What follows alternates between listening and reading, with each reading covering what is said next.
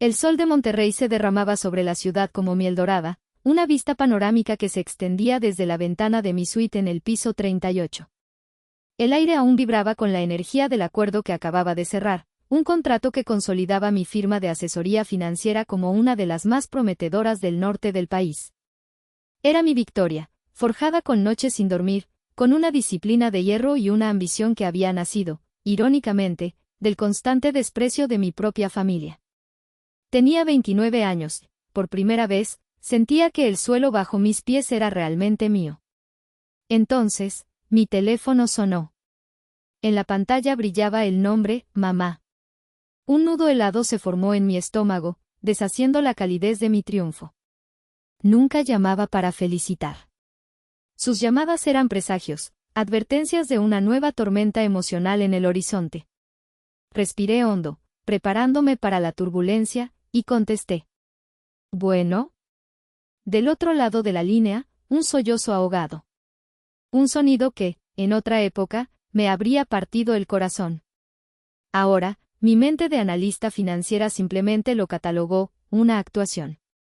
Jimena, hija, la voz de mi madre, Leonor, era un susurro roto, tembloroso, cargado de un pánico tan bien fabricado que podría haber ganado un premio. Hija, es tu abuelo. Mi espalda se enderezó. El nudo en mi estómago se apretó. ¿Qué pasa con el abuelo?, pregunté, mi voz deliberadamente teñida de una preocupación que no sentía. No porque no amara a mi abuelo, don Armando. Lo adoraba. Era porque yo ya sabía que este momento llegaría. Los médicos, se interrumpió con un gemido desgarrador que sonó falso incluso a través del altavoz. Dicen que no pasa de esta noche, Jimena. Silencio. Dejé que su mentira colgara en el aire entre nosotras, pesada y tóxica. Podía visualizarla perfectamente, sentada en el sofá de cuero de nuestra casa en Polanco, con un pañuelo de seda en la mano, sus ojos probablemente secos pero su rostro contorsionado en una máscara de dolor. Su última voluntad, continuó, su voz bajando a un susurro conspirador y urgente. Él quiere morir en paz, hija. Quiere saber que la familia está unida, que sus nietos están cuidados. Quiere que le cedas tu parte a Gael. Ahí estaba. La bala que había estado esperando. Mi fondo fiduciario, el que mi abuelo había establecido para mí, un capital semilla de 200 millones de pesos. Y mis acciones en El Legado, la cadena de hoteles boutique que don Armando había construido desde cero. Todo para Gael. Mi hermano menor, el príncipe de la familia, el eterno fracaso carismático. Dice que tú ya tienes tu éxito, añadió mi madre, su voz ahora con un matiz de culpa calculada. Que Gael necesita el apoyo, un empujón para empezar. Por favor, Jimena. Hazlo por tu abuelo. Para que pueda irse tranquilo. Cerré los ojos. No por dolor, sino para enfocarme. Mi pulgar rozó el frío contorno del medallón de oro blanco que colgaba de mi cuello, un regalo secreto de él, de mi abuelo. El ancla en mi tormenta. Podía sentir su fuerza, su resolución fluyendo a través de mí. Era la hora. El telón se había levantado. Exhalé, un suspiro tembloroso y perfectamente actuado. Está bien, mamá, dije, mi voz quebrándose justo en la sílaba correcta. Lo haré. Si es lo que el abuelo quiere, lo haré. Mándame los papeles que tenga que firmar. Un suspiro de alivio apenas disimulado se escuchó del otro lado. Gracias, hija. Sabía que entenderías. Eres una buena chica. Colgué. El silencio de la suite era ensordecedor. Me quedé inmóvil, mirando el horizonte de Monterrey, pero sin verlo realmente. Mi madre creía ser la protagonista de su propia obra, la matriarca sacrificada moviendo los hilos por el bien de su familia. No tenía ni la más remota idea de que ella, mi padre y mi hermano eran meros actores en una obra mucho más grande. Una obra cuyo guión lo habíamos escrito mi abuelo y yo. Y el acto final estaba a punto de comenzar. Mientras el avión privado que había contratado partía el cielo azul hacia la Ciudad de México, mi mente se negó a enfocarse en los documentos legales que mi tía Adela me había enviado. En su lugar, se convirtió en un museo. Un museo privado y silencioso, cuyas salas y pasillos estaban llenos de recuerdos, de cicatrices emocionales que mi familia me había infligido a lo largo de los años. Cada injusticia era una pieza de exhibición, perfectamente conservada en el ámbar de mi memoria. Caminé por la primera sala, la de la infancia. Allí, en el centro, bajo un foco de luz cruda, estaba la pieza central, mis 15 años.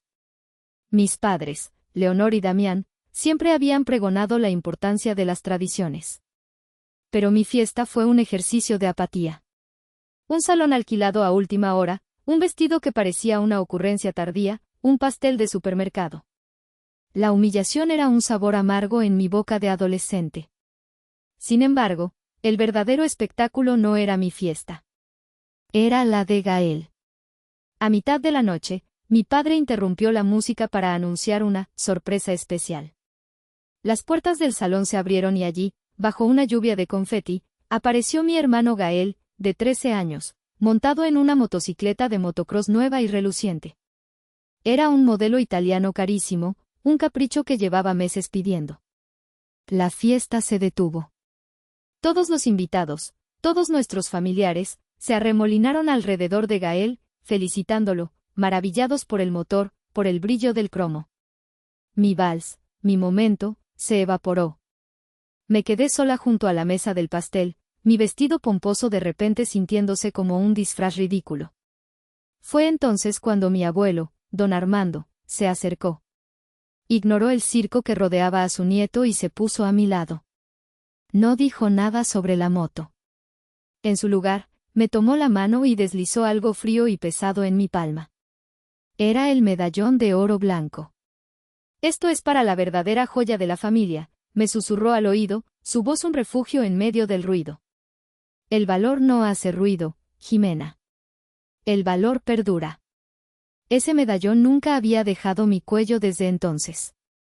Avancé a la siguiente sala del museo, la de la juventud.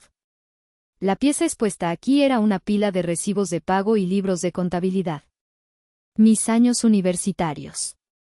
Mientras yo estudiaba planificación financiera, haciendo malabares con 2 trabajos de medio tiempo para pagar matrículas y materiales, mis padres suspiraban sobre lo terriblemente cara que era mi educación. Es una inversión enorme, Jimena, decía mi madre en las cenas familiares. Esperamos que valga la pena. Años después, cuando ya tenía mi propia firma y ayudaba a mi abuelo a organizar sus finanzas personales, descubrí la verdad en los registros bancarios antiguos. Durante mis años universitarios, mis padres habían hecho retiros regulares de una cuenta de inversión que el abuelo había puesto a mi nombre. El dinero no era para sus gastos imprevistos. Las fechas coincidían perfectamente con las deudas de juego de Gael, sus coches chocados y sus primeras y desastrosas ideas de negocio. Me habían estado robando, financiando los fracasos de mi hermano con el futuro que mi abuelo había intentado asegurarme. Y lo habían hecho mientras me hacían sentir como una carga. La última sala era la más reciente. La galería del logro ignorado. El día de mi graduación. Recibí mi título con mención honorífica, la mejor de mi clase. Mis padres no estaban allí. Un viaje de negocios urgente e ineludible, se excusó mi padre por teléfono. Sentí la punzada de la decepción, pero me dije a mí misma que era una adulta, que no importaba. Una semana después, las redes sociales se inundaron con fotos de una fiesta extravagante en el jardín de nuestra casa. ¿La ocasión? Gael había sido aceptado como miembro en el club de golf más exclusivo de la ciudad. Ahí estaban todos, mis padres, mis tíos, mis primos, brindando por el gran futuro de Gael. Mi logro académico, fruto de años de esfuerzo, ni siquiera mereció una mención. Apoyé la cabeza contra la fría ventana del avión. No sentía tristeza. La tristeza se había agotado hacía mucho tiempo, dejando en su lugar un acero frío y afilado. Este museo no era un lugar de autocompasión. Era un arsenal. Cada recuerdo era un arma, cada cicatriz una pieza de armadura. Mis padres creían que me habían criado para ser invisible, para ceder siempre. No se daban cuenta de que, en la sombra, mientras ellos adoraban a su sol dorado, yo me había convertido en la noche, vasta, silenciosa y a punto de engullirlo todo. El amor de mi abuelo había sido mi única luz, y era su legado, su honor, lo que ahora iba a defender. Mi mente voló 3 meses atrás. No a una suite de hotel, sino a un lugar que olía a caoba, a cuero y a décadas de decisiones importantes, el despacho privado de mi tía Adela en el corazón del distrito financiero de la Ciudad de México. Adela, la hermana menor de mi padre, era la oveja brillante de la familia y una abogada corporativa tan inteligente como implacable, que se había distanciado del circo de mi madre años atrás. Ese día, sin embargo, no estábamos allí para una visita social. Era un consejo de guerra. Mi abuelo, don Armando, estaba sentado en un gran sillón de cuero frente al escritorio. A sus 82 años, la fragilidad de su cuerpo era evidente. Un tanque de oxígeno portátil estaba a su lado, y su respiración era un poco más laboriosa de lo normal. Pero sus ojos, al mirarme, tenían el mismo brillo acerado de siempre, la misma inteligencia penetrante que había construido un imperio hotelero de la nada. Gracias por venir, mis niñas, dijo, su voz un poco más débil pero aún resonando con autoridad. Nos llamó, mis niñas, a mí y a Adela, una mujer de 54 años en la cima de su carrera. Ante él, siempre seríamos sus protegidas. Adela cerró la puerta y tomó asiento a mi lado. Armando, los informes que me pediste están aquí, dijo, deslizando una carpeta gruesa sobre el escritorio. No te va a gustar lo que encontré. Mi abuelo no miró la carpeta. Mantuvo sus ojos fijos en mí. Jimena, te llamé porque no nos queda mucho tiempo. Y hay cosas que debes saber. Verdad es que tu padre y tu madre han intentado enterrar. Fue entonces cuando me reveló su diagnóstico, insuficiencia cardíaca terminal. Los médicos le daban, con suerte, 1 año. No quiero tu lástima, dijo, levantando una mano para detener cualquier palabra de consuelo que yo pudiera ofrecer. Quiero tu atención. Porque la batalla que viene decidirá el futuro de todo lo que he construido. Me habló del fideicomiso, el legado. Me explicó que, aunque mi padre, Damián, figuraba como administrador, su poder era limitado. Yo nunca confié plenamente en la sensatez de tu padre, y menos en la influencia de tu madre sobre él, confesó con una tristeza palpable. Por eso, hace más de 1 década, Adela y yo estructuramos el fideicomiso de una manera particular. Fue Adela quien expuso los detalles, su voz de abogada cortando el aire con precisión clínica. El fideicomiso tiene lo que llamamos una cláusula de anulación por mala conducta fiduciaria, explicó. Establece que si el administrador, en este caso Damián, realiza actos de fraude, malversación o coacción demostrable sobre los beneficiarios, su autoridad queda revocada de forma inmediata y automática. Hizo una pausa, asegurándose de que yo entendiera el peso de sus palabras. En el momento en que esa cláusula se activa, el control total e irrevocable del 100% de los activos del fideicomiso, es decir, la cadena hotelera y todos los fondos de inversión, pasa a la siguiente persona en la línea de sucesión. Y esa persona, mi abuelo terminó la frase por ella, eres tú, Jimena. Me quedé sin aliento. Todo este tiempo, yo pensaba que era una simple beneficiaria de una parte. No sabía que era la heredera designada, la sucesora de todo el imperio. Pero hay más, continuó Adela, abriendo la carpeta. Durante los últimos 6 meses, hemos estado monitoreando las finanzas del grupo. Tu padre ha estado desviando fondos. Pequeñas cantidades al principio, pero cada vez más grandes. Los está canalizando a cuentas personales de tu hermano.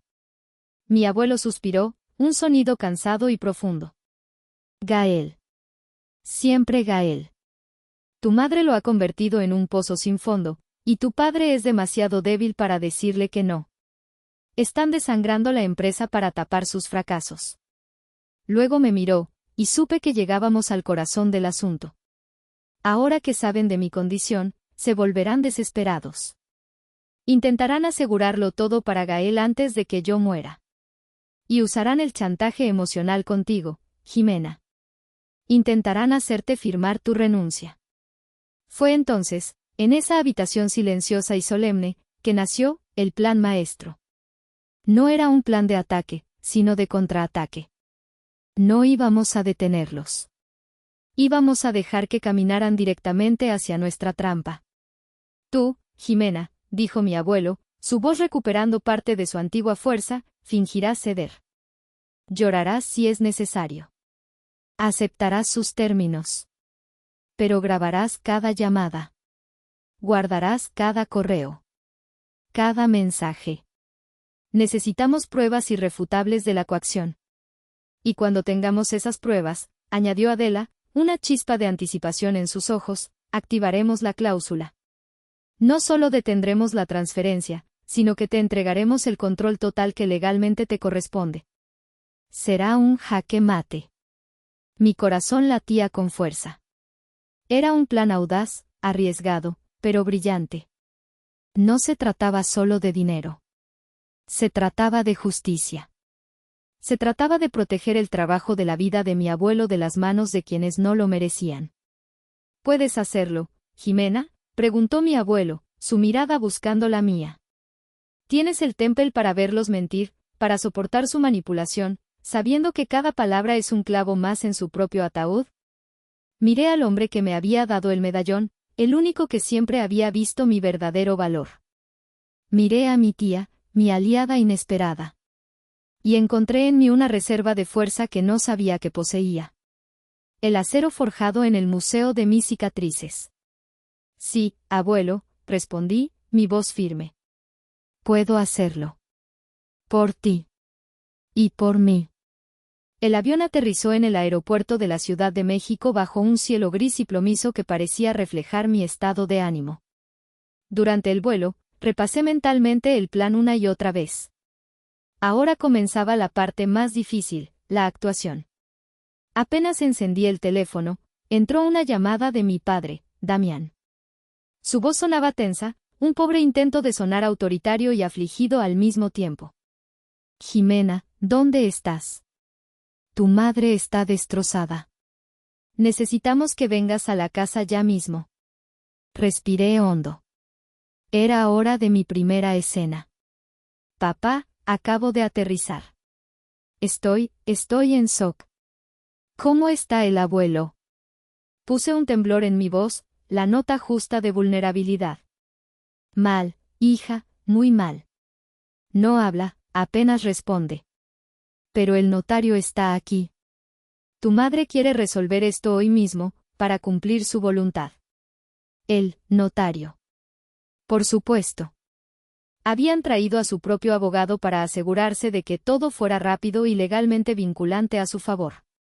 Papá, ¿estamos haciendo lo correcto?, pregunté, interpretando el papel de la hija dudosa y con el corazón roto. ¿Cederle todo a Gael es lo que el abuelo realmente querría? Hubo una pausa. Podía oír a mi madre de fondo, un susurro sibilante.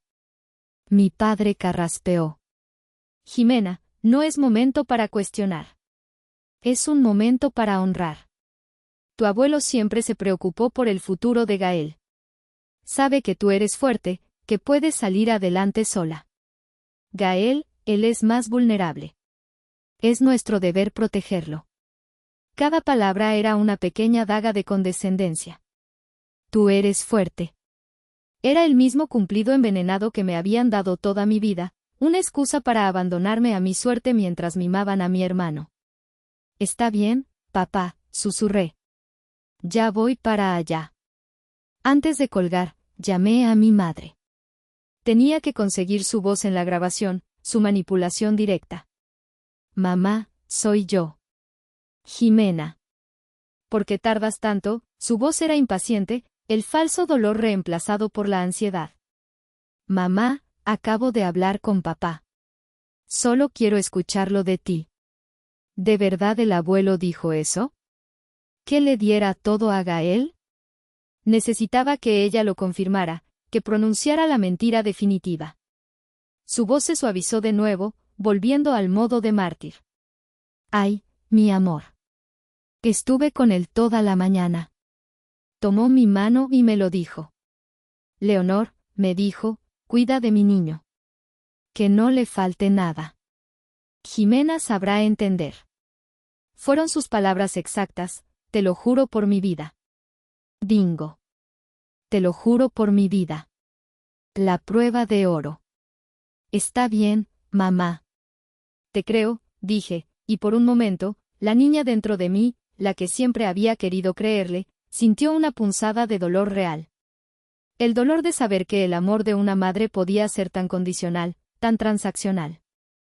Mientras el taxi me llevaba a través del denso tráfico de la ciudad hacia Polanco, mi lucha interna se agudizó. Una parte de mí, la estratega, se sentía satisfecha. El plan funcionaba a la perfección. Pero otra parte, una parte más pequeña y frágil, lloraba por la familia que nunca tuve. Lloraba por la madre que, incluso en la supuesta lecho de muerte de su propio padre, no podía dejar de mentir, de manipular, de elegir. Apreté el medallón bajo mi blusa. Su frío metal me anclaba. No estaba haciendo esto por venganza. Estaba haciendo esto por justicia. Por don Armando. Y para liberar, de una vez por todas, a esa niña pequeña que todavía esperaba una migaja de amor de la gente equivocada. Cuando el taxi se detuvo frente a la imponente fachada de la casa donde crecí, mi máscara de hija afligida estaba perfectamente colocada. Estaba lista para el siguiente acto. La atmósfera en la casa era de un luto teatral. Mi madre, vestida de un elegante negro que parecía más apropiado para una gala que para una vigilia, me recibió con un abrazo sofocante. «Qué bueno que llegaste, mi vida», susurró, su perfume caro llenando mis sentidos. Mi padre me dio una palmada torpe en el hombro, sus ojos evitando los míos. Gael no estaba a la vista. Probablemente escondido en su habitación, esperando su coronación. En la sala de estar, un hombre de traje gris y rostro severo estaba sentado junto a una mesa de centro abarrotada de documentos. Era el licenciado Morales, el abogado de la familia. O más bien, el abogado de mis padres. Jimena, qué pena que nos reunamos en estas circunstancias, dijo con una solemnidad ensayada. Estos son los documentos para la cesión de derechos del fideicomiso y la transferencia de acciones. Tu madre me ha explicado la situación. Entiendo, dije en voz baja, tomando asiento frente a él. Mis manos temblaban ligeramente, un detalle que no tuve que fingir. La magnitud de lo que estaba a punto de suceder era abrumadora. Mientras Morales me explicaba los tecnicismos legales con una voz monótona, saqué mi teléfono. Lo siento, mi tía Adela me pidió que la mantuviera informada, mentí. No se preocupen, solo es un correo rápido. Bajo la atenta mirada de mis padres, escribí el correo electrónico que sellaría su destino. Para Leonor de la Torre, Damián de la Torre CCO, Adela de la Torre Asunto, cesión de derechos fideicomiso, el legado. Estimados padres. Por medio del presente, y en seguimiento a nuestras conversaciones telefónicas del día de hoy, confirmo mi total y absoluta disposición para ceder todos mis derechos, acciones y beneficios presentes y futuros del fideicomiso, el legado, a favor de mi hermano, Gael de la Torre. Entiendo que esta es la voluntad expresa de mi abuelo, don Armando, y mi único deseo es honrar su petición en estos momentos tan difíciles para la familia. Por favor, procedan con la preparación de la documentación final para mi firma. Con cariño, Jimena. Puse a mi tía Adela en copia oculta. El correo era perfecto. No era una firma, pero era una declaración de intenciones por escrito, una prueba irrefutable de que estaba actuando bajo la premisa de la información que ellos me habían proporcionado. Era mi palabra, documentada, de que estaba cayendo en su trampa. Le di a enviar. Mi madre sonrió, una sonrisa de triunfo apenas velada por su máscara de dolor. Gracias, hija. Es lo correcto. Morales me tendió el primer documento y una pluma. Si quieres empezar a revisar. Claro, dije, tomando la carpeta. Pero antes, ¿puedo ver al abuelo? Necesito despedirme. El pánico cruzó los ojos de mi madre por una fracción de segundo. No, mi amor. No ahora. Está sedado. Los médicos dijeron que no debemos molestarlo. Sería contraproducente para su estado. Era la excusa que esperaba. No podían arriesgarse a que yo hablara con él. Asentí, fingiendo una profunda decepción. Entiendo. Entonces, empezaré a leer. Pasé los siguientes 30 minutos hojeando los documentos, haciendo preguntas básicas para mantener la farsa, mi corazón martilleando contra mis costillas. Cada minuto que pasaba era un minuto más para que ese correo electrónico llegara a los servidores, se registrara, se convirtiera en una prueba digital imborrable. El rastro de papel estaba completo. La trampa estaba lista. Ahora solo tenía que esperar el momento perfecto para cerrarla. Mientras fingía leer los contratos, una estrategia de dilación para ganar tiempo y poner a prueba los nervios de mis padres, mi teléfono personal comenzó a vibrar sin cesar. No eran llamadas de trabajo. Eran ellos. Los parientes. Los soldados de a pie en el ejército de mi madre, lo que Adela y yo llamábamos en broma, los monos voladores. La primera fue mi tía Lucha, la hermana de mi madre. Su voz era un almíbar empalagoso de falsa compasión. Jimenita, mi niña, me enteré de lo de tu abuelito. ¡Qué tragedia! Y tu mami me contó de tu decisión. ¡Qué gesto tan noble, tan generoso! Demuestra la gran mujer que eres, siempre pensando en la familia. Gracias, tía, respondí, mi voz monótona. Tu hermano te lo agradecerá toda la vida. Ya sabes cómo es él, un alma libre, un soñador. Necesita este apoyo. Tú, en cambio, eres tan capaz, tan autosuficiente. Siempre lo hemos dicho, la inteligencia de la familia la sacaste tú. Era la misma retórica de siempre. Elogiaban mi fuerza para justificar su negligencia. Me llamaban inteligente para poder robarme impunemente. Era un gaslighting tan refinado y practicado que casi resultaba admirable. Colgué y casi de inmediato entró la llamada de mi tío Roberto, el esposo de Lucha. Él adoptó un tono diferente, el del hombre de negocios pragmático. Jimena, sobrina. Lamento lo de tu abuelo. Escucha, tu mamá me dijo que estabas dudando un poco. Quiero que sepas que, desde un punto de vista estratégico, es un movimiento inteligente. Centralizar los activos en un solo heredero consolida el poder de la familia. Gael se encargará del negocio y tú podrás enfocarte en tu propia carrera sin distracciones. Es un ganar-ganar. Un ganar-ganar. Estaba cediendo un patrimonio de 200 millones de pesos y para él era un ganar-ganar.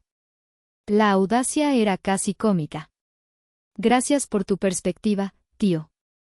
La tendré en cuenta, dije, deseando poder transmitir mi sarcasmo a través del teléfono.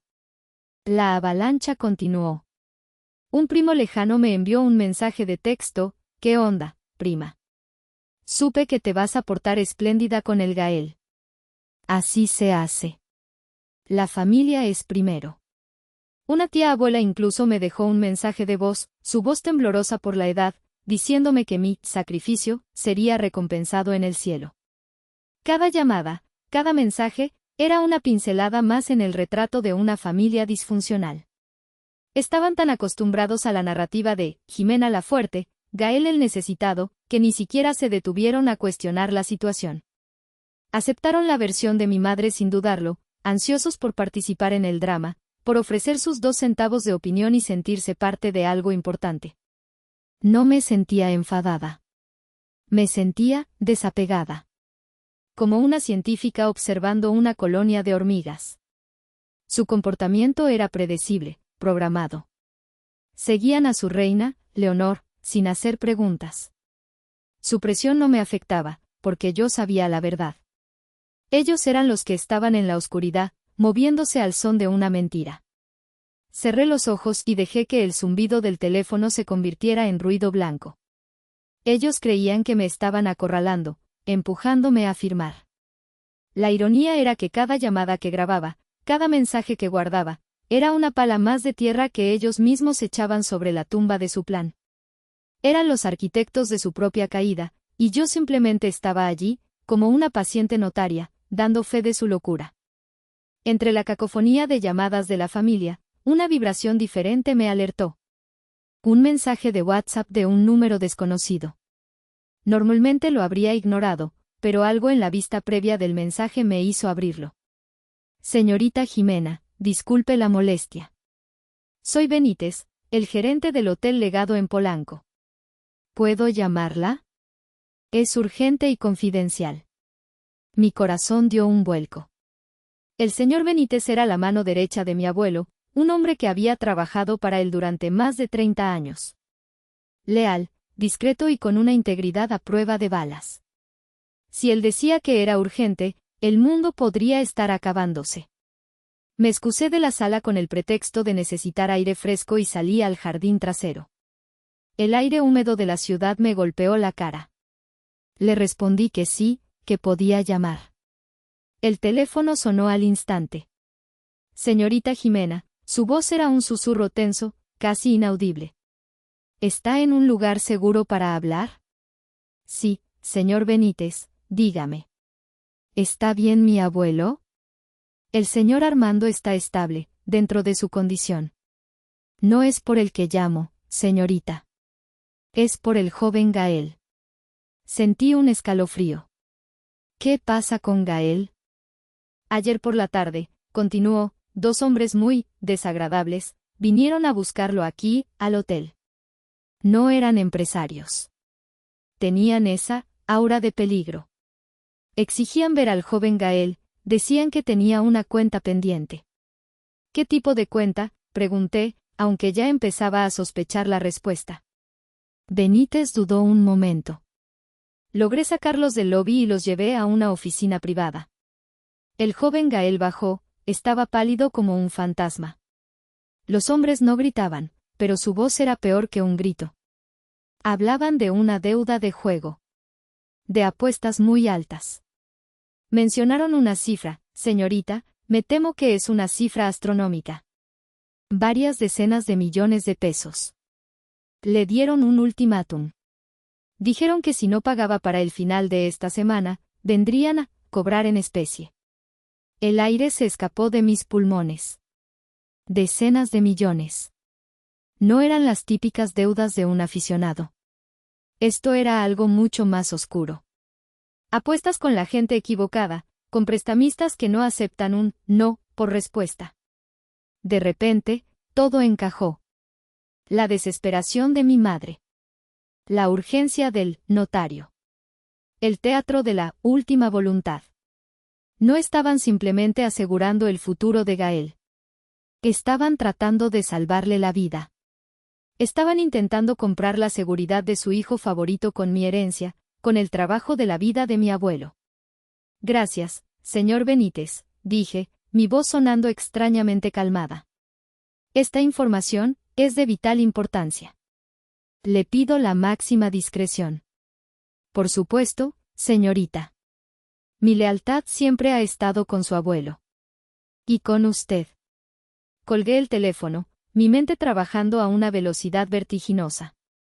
Esta revelación cambiaba la dinámica.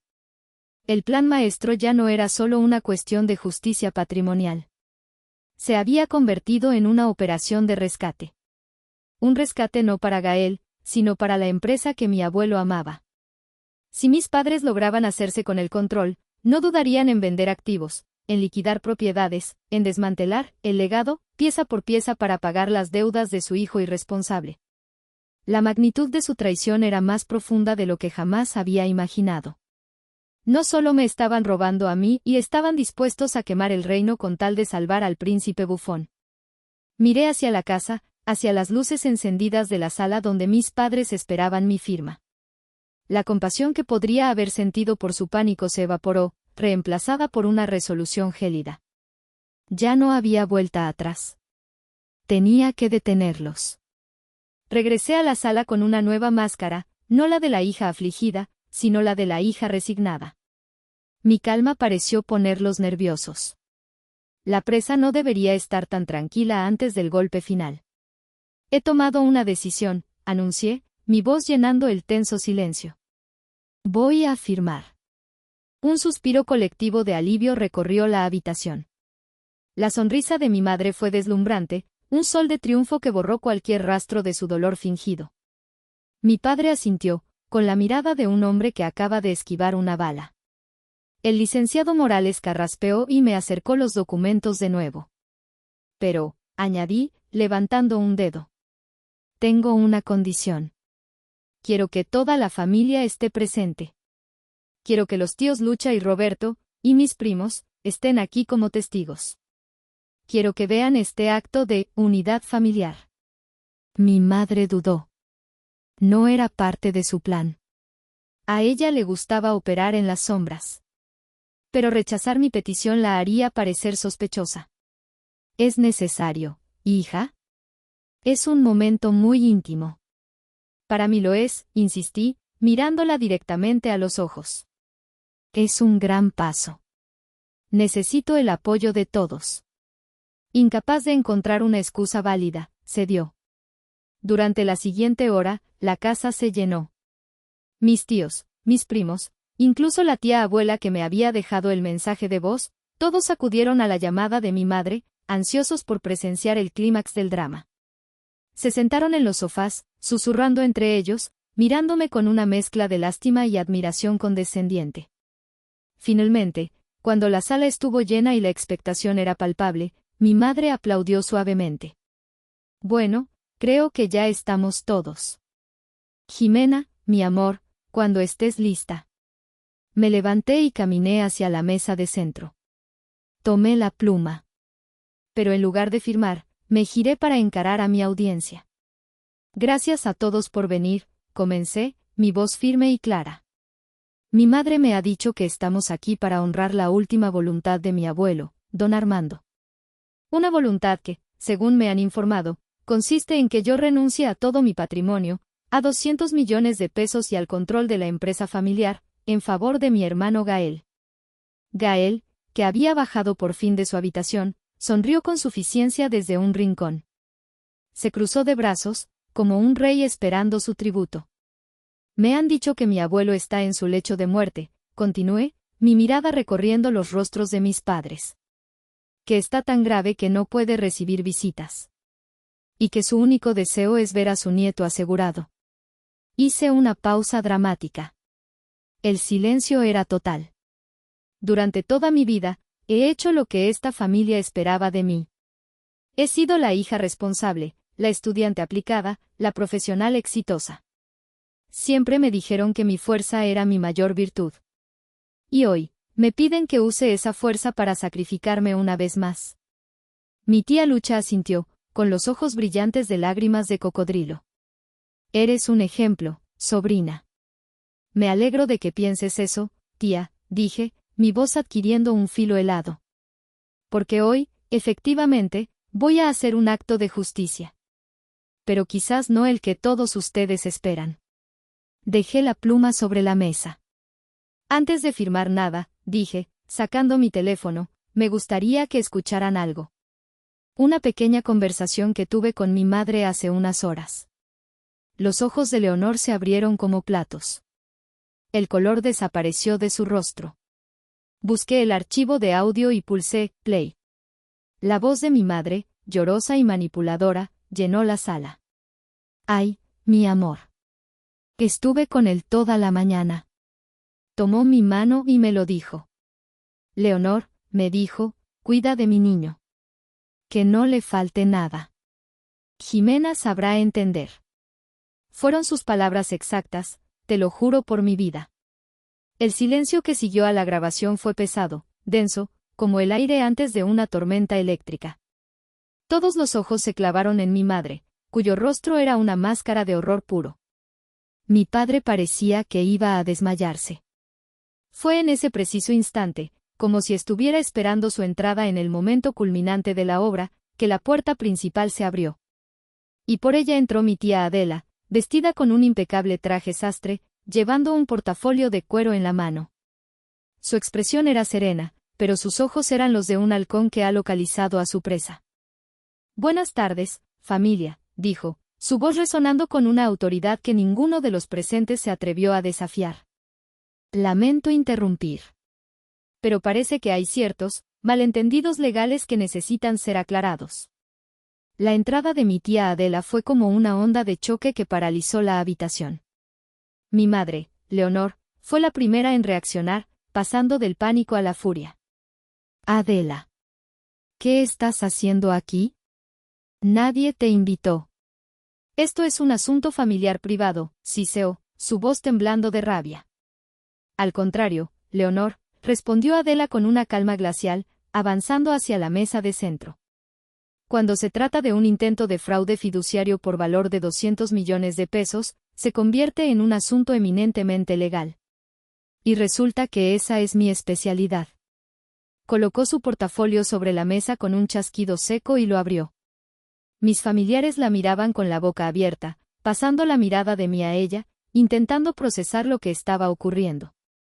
La grabación que mi sobrina Jimena acaba de reproducir, continuó Adela, su voz proyectándose como si estuviera en un tribunal, constituye una prueba clara de coacción y manipulación emocional con el fin de obtener un beneficio patrimonial.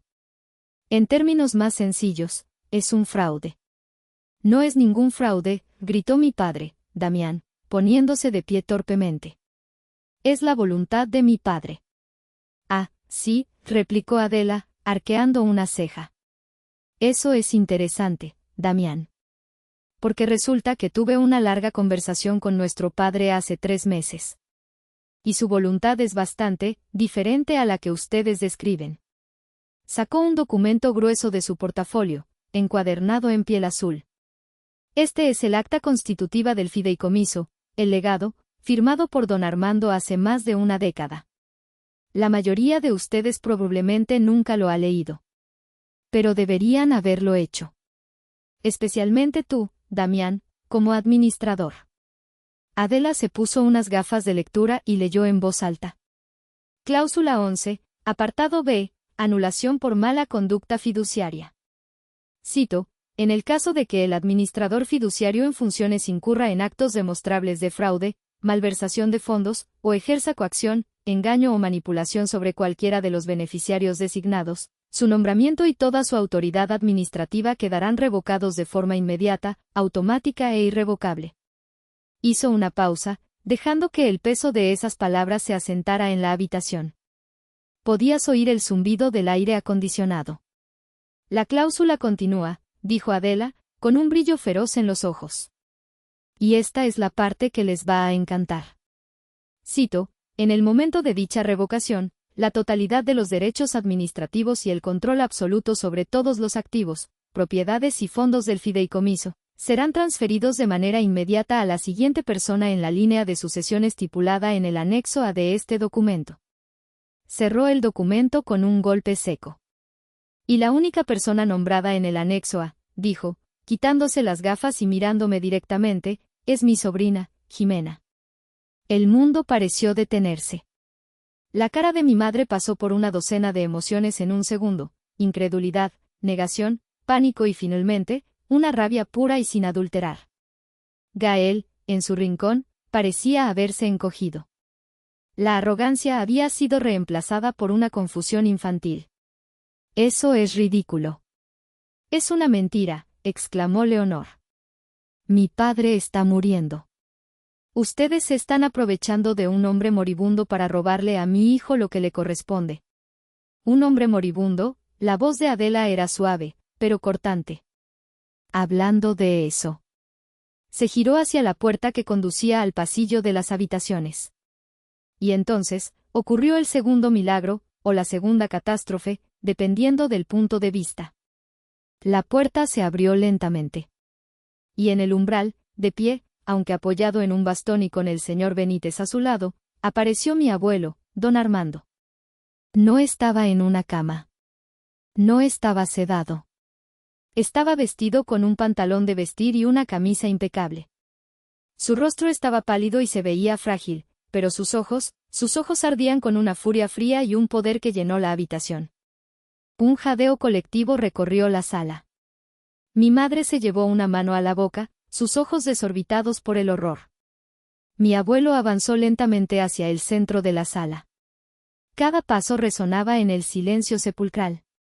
Se detuvo frente a su hija Leonor y su yerno Damián. «¿Así que, me estoy muriendo?», preguntó, su voz rasposa por la falta de uso, pero inconfundiblemente fuerte. Y mi última voluntad es desheredar a la única nieta que ha demostrado ser digna de mi confianza. Se giró lentamente, su mirada barriendo a cada uno de los monos voladores, que ahora intentaban hacerse invisibles en sus asientos. Estoy enfermo, sí, dijo, su voz ganando fuerza. Mi corazón está fallando. Pero mi mente, Leonor, mi mente está perfectamente clara. Lo suficientemente clara como para ver la clase de buitres en los que se han convertido. Lo suficientemente clara como para haber preparado este día desde hace mucho tiempo. Señaló la carpeta que Adela sostenía. Ese documento es mi verdadera voluntad. Y hoy, todos ustedes son testigos de su cumplimiento. El plan maestro no solo había funcionado. Se había ejecutado con una precisión devastadora. El jaque mate era total. La aparición de don Armando fue el golpe de gracia. El castillo de naipes de mi madre se derrumbó en un instante. El silencio en la sala era tan denso que se podía cortar con un cuchillo, roto solo por la respiración agitada de mi padre.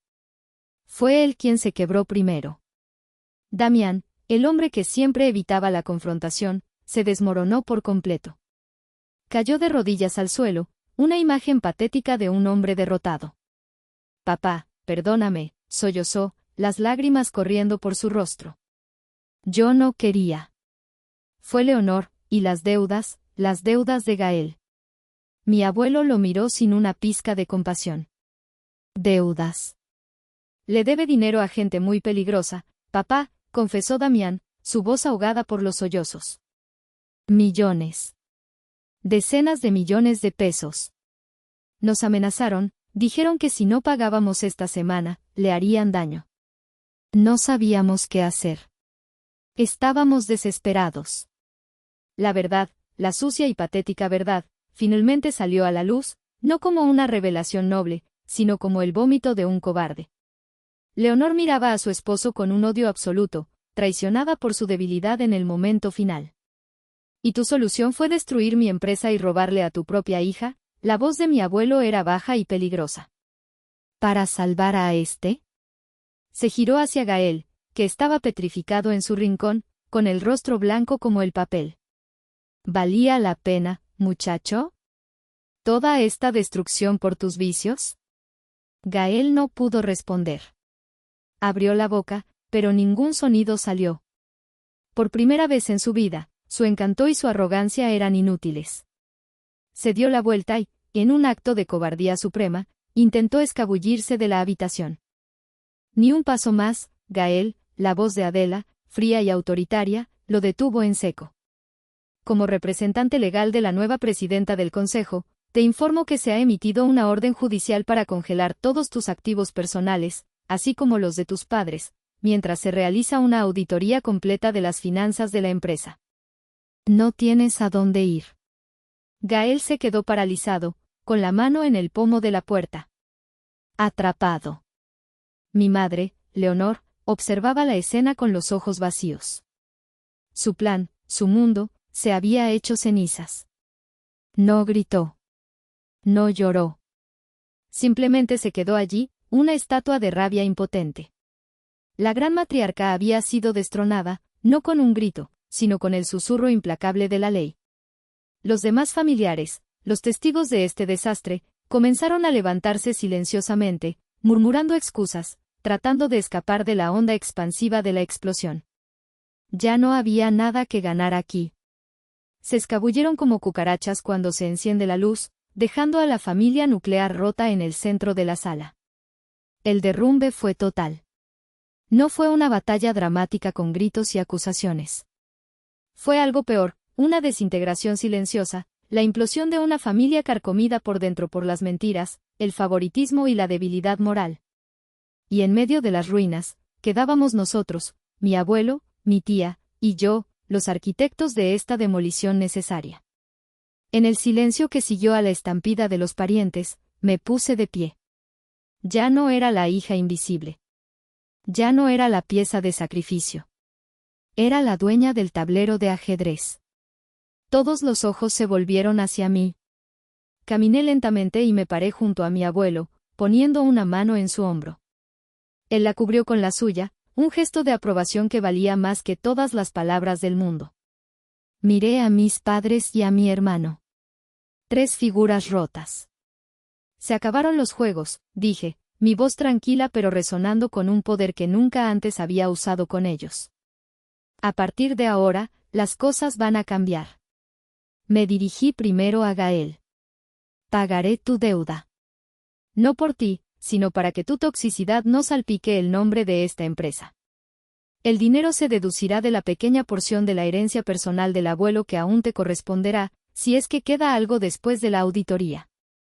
Quedas permanentemente excluido de cualquier cargo, salario o beneficio de el legado. Tu nombre será borrado de nuestros registros. Mañana, a primera hora, quiero que empaques tus cosas y te vayas de esta casa. Tendrás que aprender, por primera vez en tu vida, a mantenerte por ti mismo. Gael me miró con una mezcla de odio y pánico. Pero no dijo nada. Sabía que no tenía poder. Luego, me giré hacia mis padres. Mi padre seguía en el suelo, sollozando. Mi madre me miraba fijamente, sus ojos secos y llenos de veneno. Ustedes dos, continué, vivirán aquí. Esta casa pertenece al fideicomiso, y no voy a echarlos a la calle. Pero ese es el único privilegio que les queda. Todas sus tarjetas de crédito corporativas, sus cuentas de gastos, sus coches de empresa, todo queda cancelado a partir de este momento. Vivirán de la pensión de papá, si es que la tiene. Aprenderán lo que es vivir con un presupuesto. Aprenderán lo que yo tuve que aprender hace mucho tiempo por su culpa. Mi madre apretó los labios hasta formar una línea blanca. Después de todo lo que he hecho por ti, comenzó a decir. No, la interrumpí, mi voz cortante. No digas nada. No has hecho nada por mí. Todo lo que has hecho ha sido por él, y por tu propio ego. La diferencia es que ahora, tu ego ya no tiene presupuesto. El cambio de poder era absoluto. Durante 29 años, ellos habían tenido el control sobre mi bienestar emocional y financiero. En menos de una hora, la situación se había invertido por completo. Ya no eran mis guardianes, y eran mis inquilinos. Su futuro, su comodidad, ahora dependían enteramente de mi voluntad, de la misericordia de la hija que habían intentado destruir. Pasaron 6 meses. 6 meses de trabajo arduo, de limpieza y de reconstrucción. Con la ayuda de la tía Adela y la sabiduría de mi abuelo, que pareció rejuvenecer al ver su legado en buenas manos, nos sumergimos en las finanzas de el legado. Descubrimos un desastre de mala gestión y desfalcos que nos llevó semanas enderezar. Pero lo logramos. Pagué la deuda de Gael, quien desapareció de nuestras vidas después de una última llamada llena de insultos. Implementé nuevas políticas, ascendí a personal talentoso que mis padres habían ignorado, como el señor Benítez, y poco a poco, la empresa comenzó a sanar y a prosperar de nuevo. Mi abuelo falleció pacíficamente en su cama 2 meses después de la confrontación. Se fue sabiendo que su imperio estaba a salvo. En su funeral, mis padres se mantuvieron a distancia, 2 figuras grises y disminuidas. No hubo lágrimas, no hubo drama. Solo un vacío incómodo. Una tarde, estaba en mi nueva oficina, la que antes pertenecía a mi padre, revisando los informes trimestrales. Los números eran buenos. El futuro se veía brillante. Mi teléfono vibró sobre el escritorio. Era un mensaje de un número desconocido. Lo abrí. Era un texto larguísimo de mi madre. Párrafos y párrafos de un arrepentimiento que sonaba tan ensayado como su llanto en aquella llamada. Hablaba de sus errores, de su amor de madre, de cómo la desesperación la había cegado. Terminaba con una súplica: solo quiero recuperar a mi hija. ¿Podemos tomar un café? Por favor, Jimena. Te extraño. Leí el mensaje una y otra vez. Una parte de mí, la parte lógica, la estratega, sabía que era solo otra manipulación. Una nueva táctica ahora que la agresión había fallado. Pero otra parte, una parte diminuta y terca en lo más profundo de mi corazón, la niña del vestido de quinceañera, sintió una punzada. Apoyé la cabeza en el cristal de la ventana, mirando la vasta extensión de la Ciudad de México. El sol se ponía, tiñendo el cielo de naranja y púrpura. Era hermoso. Y yo estaba sola viéndolo. Dicen que la familia es para siempre, que la sangre es más espesa que el agua. Pero, ¿qué haces cuando esa misma sangre intentó envenenarte, cuando tu propia familia intentó desangrarte para salvar a otra parte de sí misma? Hice lo correcto, de eso estoy segura. Protegí el legado de mi abuelo. Me protegí a mí misma. Pero ahora, frente a este mensaje, frente a esta rama de olivo probablemente envenenada, me enfrento a una nueva pregunta. Y es la pregunta que les dejo a ustedes, ¿hice lo correcto? ¿Y ustedes, responderían ese mensaje?